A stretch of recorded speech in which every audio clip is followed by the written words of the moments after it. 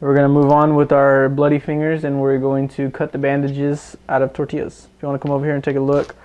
Of course, you want to do all your cutting on a cutting board, and I got my thin little cutting board right here. What you want to do is just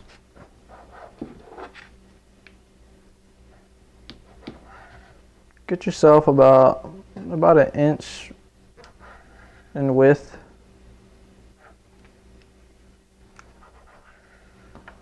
And since we got 10 little sausages, all we're going to need is 10 little Band-Aids. So we need 10 strips. And what we're going to do is we want to get these long strips and cut these in half.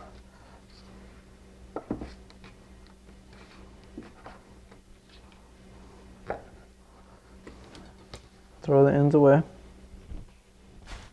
And we got ourselves a bunch of little bandages that we can roll onto our bloody fingers. As you can see, 10 of these and 10 of those.